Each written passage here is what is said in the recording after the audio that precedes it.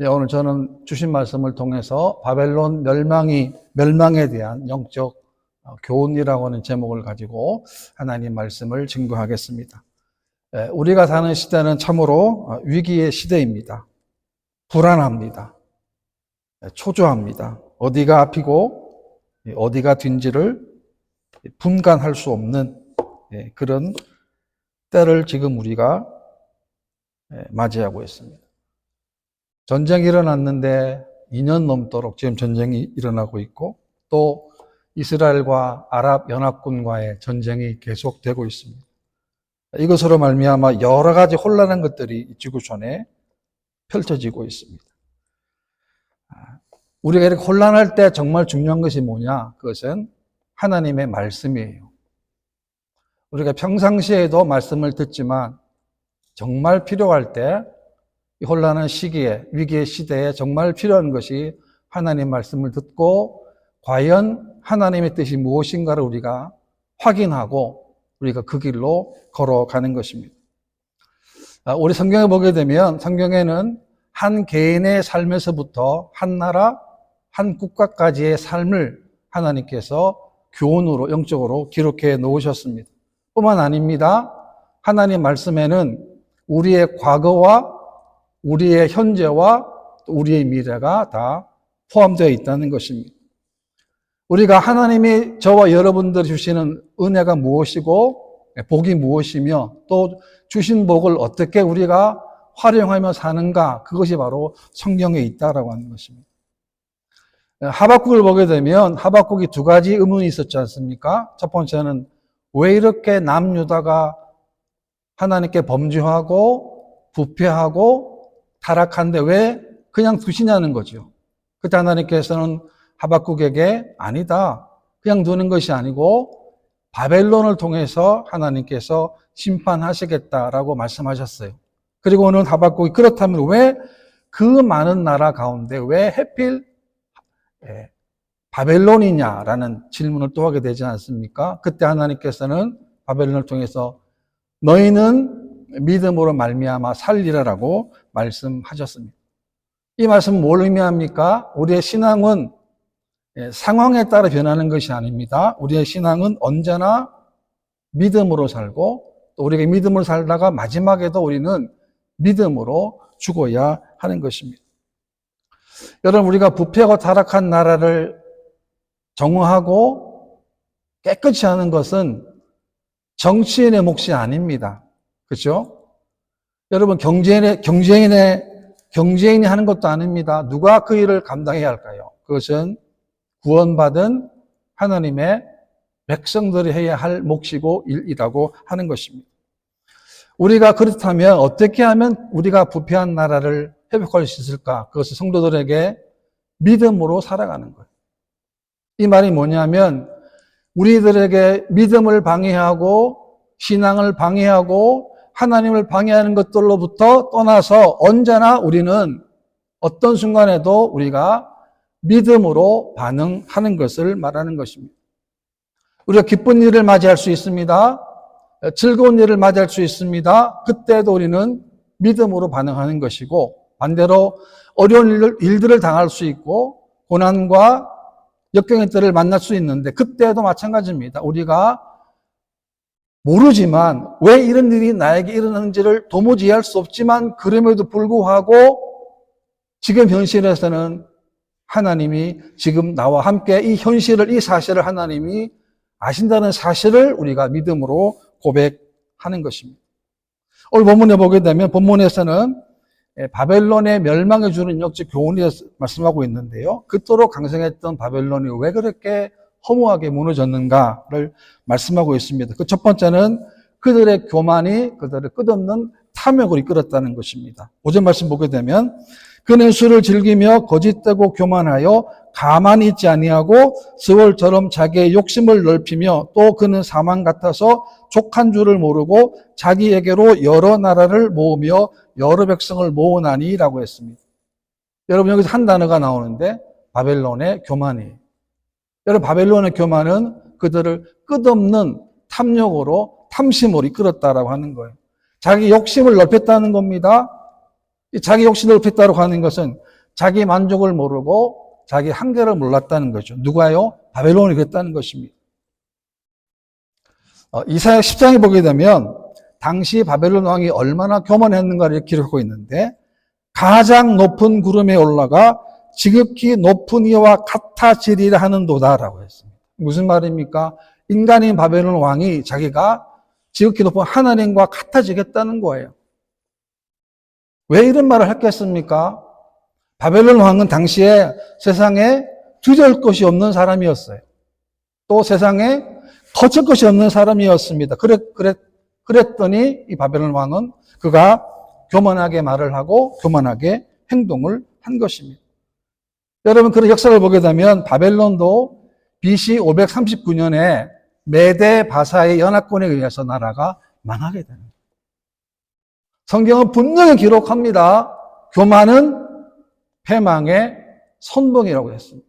그리고 거만은 넘어집의 앞잡이라고 했습니다.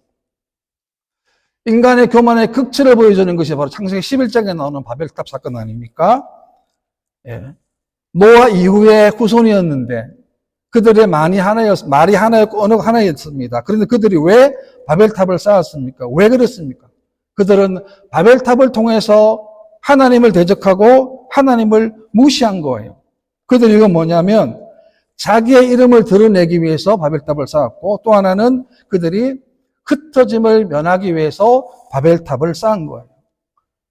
여러분, 교만한 생각, 우리가 하는 함부로 말하는 교만한 말, 함부로 비판하고 함부로 판단하고 함부로 정죄하는 것이 얼마나 무섭다는 것은 왜 그런가? 그 안에 교만이 숨어 있기 때문에 그렇습니다. 오늘날에도 과학이라고 하는 교만이 있습니다. 이 과학 문명이 얼마나 발달됐습니까? 정말 발달됐지 않습니까? 그런데 과학 문명이 하나님의 창조 질서까지 역행하려고 하고 있다는 거죠. 교만이 그렇게 무서운 거예요. 그 다음 6절부터 보게 되면 바벨론의 죄악을 구체적으로 설명하고 있는데요. 첫 번째는 뭐냐면 남의 것을 약탈하는 죄입니다. 6절 말씀 보게 되면 그 무리가 다 속담으로 그를 평론하며 조롱하는 시로 그를 풍자하지 않겠느냐. 또 이르기를 화 있을진저 자기 소유 아닌 것을 모으는 자여 언제까지 이르겠느냐. 볼모 잡은 것으로 무겁게 짐진 자여 라고 했습니다. 바벨론이 최강의 나라였는데 이제는 어떻게 된다는 겁니까? 세상에 조롱거리가 된다는 거예요. 하나님께서 그들을 세상에 웃음거리로 만들겠다는 것입니다. 바벨론은 힘을 앞세웠습니다. 무력을 앞세워서 수많은 나라를 침략하고 수많은 전리품들을 다 얻었습니다. 그런데 그 전리품들이 언제까지 가겠느냐는 거죠. 이제는 아무 쓸모없고 무가치가 될 것을 말씀한 것입니다. 8절 말씀에도 보게 되면 내가 여러 나라를 노략하였으므로 그 모든 민족의 남은 자가 너를 노략하리니 이는 내가 사람의 피를 흘렸음이요 또 땅과 성읍과 그 안의 모든 주민에게 강포를 행하였음이니라 라고 했습니다. 무자비했습니다. 피를 흘렸어요. 강포를 했습니다. 그랬더니 하나님께서는 너희들이 한 만큼 너희가 당하게 된다는 거죠. 너희들의 자행했던 약탈과 노략이 오히려 그들이 망하게 되는 원인이 되었음을 말씀하고 있습니다. 또 하나 9절에 보게 되면 재앙을 피하기 위하여 높은 데 깃들이려 하며 자기 집을 위하여 부당한 이익을 취하는 자에게 화 있을진저. 또 하나는 뭐냐면 탐욕스럽고 오만한 행동이었습니다. 그들도 재앙을 아는데 재앙을 피하기 위하여 어떻게 했냐면 높은 데 깃들이려 했다는 거예요. 여기 있으면은 그 누구도 우리를 함부로 하지 못할 것이다. 그런 오만한 마음이 있었다는 거죠. 여러분, 아무리 강력한 성을 만들고 힘이 있다 할지라도 죄를 짓게 되면 하나님의 진노의 심판에서 벗어날 수가 없는 거예요. 하나님의 진노의 심판을 피할 자가 아무도 없는 거예요. 무슨 말이냐 하면 이 세상에는 안정지대가 없다는 거예요. 무엇이 안전합니까? 사람들은 돈을 믿습니다. 명예를 믿습니다. 권력을 믿습니다. 그런데 결정적인 순간에 그것이 나에게 안전을 줄 수 있습니까? 줄 수 없다는 거예요. 이 모든 것들은 하나님의 심판 앞에 무용지물이 되고 만 겁니다. 뿐만 아니라 이 바벨론 사람들은 부당한 이익을 취했다는 거죠. 여러분, 부당한 이익을 취하려면 어떻게 해야 됩니까?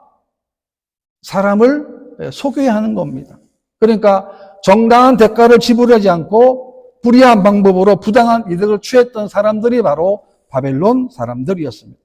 10절 말씀 보게 되면 내가 많은 민족을 멸할 것이 내 집에 욕을 부르며 내 영혼에게 죄를 범하게 하는 것이 되었도다 라고 했습니다. 바벨론이 여러 민족을 여러 나라를 멸했습니다. 완전한 승리 같았고 영혼의 승리 같았지만 그러나 하나님께서는 그것이 뭐가 되겠다 하십니까? 오히려 욕이 되겠다는 거죠. 왜 그랬습니까? 그것이 바로 범죄에 대한 하나님의 심판이라고 하는 것입니다. 하나님은 뿌리는 대로 거두게 하시는 게 뿌리는 대로. 여러분, 뿌리지 않아도 거둡니다. 우리가 바깥에 들판에 우리가 뿌리는 농사에 씨를 뿌리면 나지만 밭에 뿌리지 않아도 우리가 알지 못하는 잡초들이 얼마나 많이 납니까? 우리 인생도 마찬가지. 그래서 우리는 어떻게 되냐? 더 좋은 것을 더 빨리 뿌려야 하는 거예요. 내 마음속에 내 심령 속에 세상 것도 잡것이 들어오기 이전에 우리가 주일날 와서 적어도 하나님 말씀을 심고 뿌리고 심고 뿌려야 합니다. 그래야 그 말씀이 내가 기억하게 되고 한 주간 동안 우리 그 말씀 우리가 승리하게 된다는 거예요. 그것이 바로 하나님의 준엄한 심판입니다. 11절 말씀 보게 되면 담에서 돌이 부르짖고 집에서 들보가 응답하리라. 여러분, 돌이 어떻게 부르짖습니까? 들보가 어떻게 응답합니까? 이것은 비유적인 표현인데요. 생명이 없어요, 돌은. 그렇지 않습니까? 이런 것들은 바벨론의 성벽과 신전들은 포로들의 눈과 눈물로 건설되었음을 말하는 거예요. 담과 들보는 또한 바벨론이 다른 나라에서 약탈한 것들로 바벨론의 죄악을 풍노하는 증거가 되는 것입니다. 또 15절을 보게 되면 이웃에게 술을 마시게 하되 자기의 분노를 더하여 그에게 취하게 하고 그 하체를 드러내려 하는 자에게 화 있을진저라고 했습니다. 이 무슨 말이냐면 바벨론이 점령한 그 속국이 있는데 그 속국들에게 술을 마시겠다고 하는 건 다른 것이 아니라 그 속국들에게도 바벨론의 패역과 탐심의 죄악을 전염시켜서 그 나라도 함께 망하도록 했다는 거죠. 이게 무슨 말이냐면 바벨론은 자신뿐만이 아니라 자신의 속국들까지도 다 같은 죄를 범하게 해서 결국에는 그 나라들도 하나님의 심판을 받도록 했다라고 하는 것입니다. 얼마나 무서운 얘기예요. 최근에 한국에 정말 급속도로 확대되고 있는 것이 마약 관련된 사건을 보게 되면 마약을 접하는 사람, 최초로 마약을 접하는 사람들은 절대로 그것이 마약에 드는 것을 몰라요. 누가 음료수를 주면 피로회복제다, 건강에 좋다, 몸에 좋다라고 주는 거예요. 모릅니다. 그 안에 뭐가 들었는지. 근데 마시고 나면 이제 알게 되는 거예요. 최근에 어떤 운동선수가 전직 프로 선수였는데 보니까 거의가 마찬가지라는 거예요. 거의가 다. 그걸 마시게 되면 서서히 중독이 되는 겁니다. 안 마실 수가 없어요. 안 할 수가 없는 거예요. 그것은 당신도 망하고 나도 망하는 거예요. 이런 일들을 바벨론이 했다는 것입니다. 또 하나는 뭐냐면 우상 숭배에 대한 심판입니다. 18절에 보게 되면 새긴 우상은 그 새겨 만든 자에게 무엇이 유익하겠으며 부어 만든 우상은 거짓 스승이라 만든 자가 이 말하지 못하는 우상을 의지하니 무엇이 유익하겠느냐라고 했습니다. 여러분, 바벨론이 믿었던 우상은 아무것도 없습니다. 아무런 말도 못해요. 그래서 성경에서 뭐라 그럽니까? 거짓 스승이라고 했다는 거예요. 왜? 당연하죠. 아무런 말이 없으니까. 아무런 답이 없으니까. 사람이 만든 우상인데 사람이 절하는 거. 지금 내용이 아니죠. 지금도 사람들이 나무에게 절하고 돌을 세워놓고 또 절을 합니다. 복을 달라는 거죠. 그런 의미이겠죠. 네? 아무런 게 없습니다. 아무런 말을 못합니다. 사람이 만든 그 우상에 사람이 절하는 너무나도 어리석은 일들을 했던 사람이 바벨론이고 오늘 우리 시대에도 이런 일들이 많이 일어나고 있다는 겁니다. 19절 말씀에도 보게 되면 나무에게 깨라 하며 말하지 못하는 돌에게 일어나라 하는 자에게 화 있을진저 그것이 교훈을 베풀겠느냐 보라 이는 금과 은으로 입힌 것인즉 그 속에는 생기가 도무지 없느니라 라고 했습니다. 아무것도 없다는 거예요. 우상에는. 근데 사람들이 우상을 섬깁니다. 자기 욕심의 투영이죠. 뭔가를 이루고자 하는 마음으로. 얼마나 간절하게 요구하고 갈망하는지 몰라요. 우습지 않습니까? 사람이 만든 우상 앞에다가 자기의 욕망을, 자기의 소원을 달라고 손을 비는 겁니다. 이와 같이 우상을 경배하고 섬기는 일은 결국 하나님을 모독하는 죄가 됨을 말씀하고 있는 것입니다. 오늘 저와 여러분들은 분명히 형상을 따른 우상을 섬기지 않지만 우리는 하나님보다 더 사랑하고 하나님보다 더 집착하는 것 그 모두가 다 우상이 되는 거예요. 그래서 제가 생각하면서 생각이 뭐냐면 우리가 찬송 가사 중에 이런 게 있습니다. 내 구주 예수를 더욱 사랑해라는 가사 여러분 다 아시죠? 정말 어렵습니다. 신앙 사이클을 보게 되면 처음 예수 믿을 때 너무 감격스럽습니다. 하나님의 사랑, 나 같은 사람을 하나님이 은혜 주셔서 하나님의 자녀로 삼아주셨다. 눈물이 나옵니다. 눈물, 콧물 펑펑 웁니다. 자기 죄를 다 고백해요. 그 다음부터는 어떻게 되느냐? 내 구주 예수를 더 사랑하고 더 올라가야 되는데 그때부터는 내리막길이에요. 그때부터. 이상하게. 계속 내리막길. 또 이제 언제 올라가는가 문제를 당하거나 어려움 닥치면 또 무릎 꿇고 또 기도합니다. 하나님 이 문제, 이 고통, 이 아픔을 하나님 그럼 또 올라갑니다. 또 올라가다가 어느 순간 또 내려가는 거예요. 그래서 제가 내 구주 예수를 더욱 사랑해야 되는데 하나님 제가 제 마음속에 정말 예수님을 더 사랑하고 있습니까? 라는 질문을 제가 스스로 해봤어요. 하나님 정말 제 마음속에 처음에 제가 예수 믿을 때 처음 그 마음보다 지금은 더 하나님을 사모하고 더 사랑해야 되는데 지금 저의 마음은 어떤가 제가 하나님께 질문하기도 합니다. 여러분은 마찬가지입니다. 내 구주 예수를 더욱 사랑해야 합니다. 왜? 그분의 사랑이 진짜이기 때문에 그래요. 세상에 수많은 사람이 사랑하지만 그 사랑 가운데 가짜가 얼마나 많습니까? 근데 하나님 사랑은 그 진짜예요. 어디에서도 내가 어떤 형편에서도 그 사랑이 진짜라는 거예요. 그 다음에 두 번째는 하나님의 심판을 통하여 하나님의 영광이 가득하게 됩니다. 14절 말씀인데 이는 물이 바다를 덮음같이 여호와의 영광을 인정하는 것이 세상에 가득한 거예요. 왜 가득할까요? 절대 안말 같은 바벨론이 순식간에 망하게 되는 거예요. 메데 바사의 고레스라고 하는 왕을 통하여 그 나라가 망하게 되는 거예요. 완전히 망하게 되는 거예요. 아하, 하나님 말씀이 맞구나. 하나님 말씀이 정답이구나. 하나님이 역사하셨구나 그 사실을 통해서 하나님의 영광에 가득하게 되는 거예요. 하나님은 절대 가만히 계시는 분이 아닙니다. 여러분, 하나님이 때가 되면 일하신다고 하는 것은 지금은 가만히 계시는 그렇지 않습니다. 지금도 일하세요. 일을 하십니다. 만들어 가세요. 그리고 때가 되면 결정적인 그 순간에 하나님이 일을 이루시는 거예요. 그것을 보고 우리는 하나님이 살아계심을 우리가 알게 된 하나님의 영광을 우리가 보게 되고 우리뿐만이 아닙니다. 온 지구에 하나님의 영광이 가득하게 되는 거예요. 여러분 물이 바다를 덮는 것처럼 우리가 물의 그 수치 얼마나 우리가 알 수 있습니까? 모릅니다. 얼마나 있는지 몰라요. 그만큼 하나님의 은혜가 깊고 높고 넓다라고 하는 것입니다. 그 사랑을 우리가 지금도 받고 있다는 거죠.